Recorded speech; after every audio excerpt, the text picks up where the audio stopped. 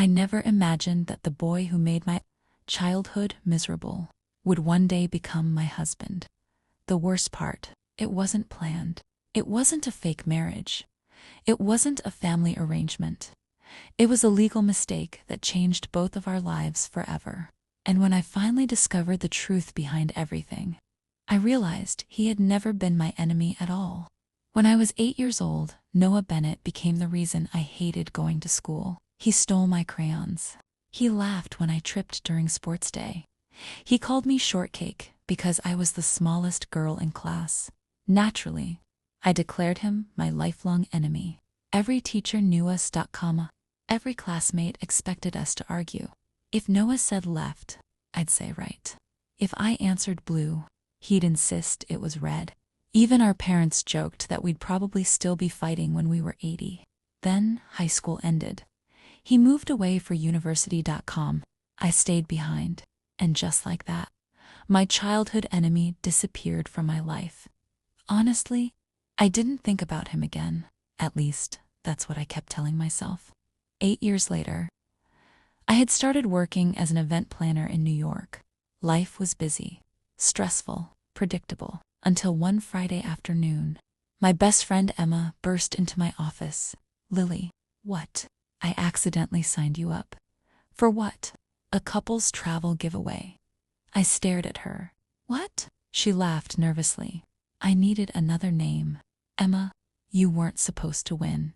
5 days later, I won. The grand prize included an all-expenses-paid luxury weekend resort package. There was just one problem. The reservation was non-transferable, and it was only valid for married couples. I am not married. Emma smiled weakly. About that, she convinced me there had been a registration error and assured me the resort would fix everything after we arrived. Instead, everything became much, much worse. The receptionist smiled warmly. "Welcome, Mr. and Mrs. Bennett." I blinked. "I'm sorry." Just then, someone beside me spoke. "There has to be a mistake." I turned. Standing there, holding the exact same reservation confirmation, was Noah Bennett, my childhood enemy. We stared at each other. No way. The receptionist looked confused. "You've been legally registered as husband and wife through the online verification submitted with your reservation." "What?" Both of us shouted at exactly the same time. An administrative mix-up involving identical identification numbers during the contest registration had linked our documents together. Until the mistake could be corrected on the next business day, every record listed us as married. The resort couldn't cancel the booking. The airline couldn't modify the paperwork. Even the insurance documents recognized us as spouses. "This is impossible," I whispered. Noah rubbed his forehead. "Of all the people, excuse me, nothing." I heard that. I know. We hadn't changed at all. The resort had only one honeymoon suite available, naturally. It belonged to us. "We'll sleep separately," Noah said. "I'll take the couch." "I didn't ask you to." "I know." For some reason, that annoyed me even more. The first evening was painfully awkward. We argued over room temperature, dinner choices, television channels, even which side of the balcony had the better view. Exactly like old times. Except, something felt different. Every argument ended with us laughing. Neither of us understood why. The next morning, heavy rain canceled every outdoor activity. The hotel organized indoor cooking classes instead. Guess who became my assigned partner? Noah. "Don't burn the pancakes," I muttered. I was about to tell you the same thing. An hour later, we somehow created the ugliest pancakes in history. The chef laughed. "They may not look beautiful, but couples who laugh together usually stay together." Both of us instantly answered, "We're not a couple." The entire class stared. Embarrassed, we burst into laughter. For the first time in years, it felt easy, comfortable, familiar. That evening we wandered through the resort gardens after the rain. The air smelled fresh. Tiny lights hung from the trees. Everything looked magical. "I have a question." "What?" "Did you really hate me that much?" I smiled. You made my life miserable. I know. But he looked away. I only teased you because I liked making you laugh.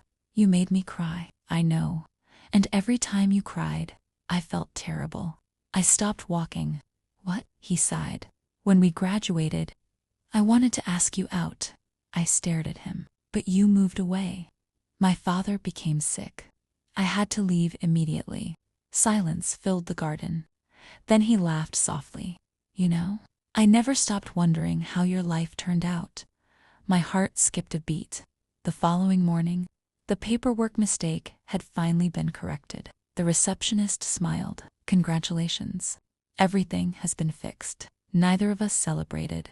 Strangely, the correction felt disappointing. As we packed our bags, the room felt quieter than ever.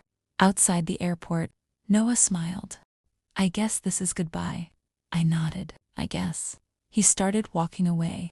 1 step, 2 steps, 3. Then suddenly, I realized something. I didn't want another goodbye. Noah. He turned around. I ran toward him, breathing hard. You forgot something. What? I gently held his hand. You never actually asked me out. He blinked, then laughed. I was hoping you'd remember. So, he smiled nervously. Lily, would you like to have dinner with me? This time, as people who aren't accidentally married. I laughed. I'd love that. 2 years later, friends and family gathered inside a beautiful garden decorated with white roses. Emma walked toward me wearing the biggest guilty smile. I still can't believe my mistake caused all this. I hugged her. It wasn't a mistake. It was the best accident of my life. A few minutes later, I walked down the aisle. At the end stood Noah, smiling exactly the way he had the day I ran after him at the airport. The officiant smiled warmly. Are you both certain about this marriage? Noah looked at me. This time, it isn't an accident. I laughed through happy tears. It's completely intentional. Everyone laughed as he slipped the ring onto my finger. I realized something I'd never understood as a little girl. Sometimes the person who annoys you the most isn't your enemy. Sometimes they're simply the person who has loved you the longest but never knew how to say it. And our childhood rivalry, it became our favorite love story to tell, because sometimes the happiest endings begin with the biggest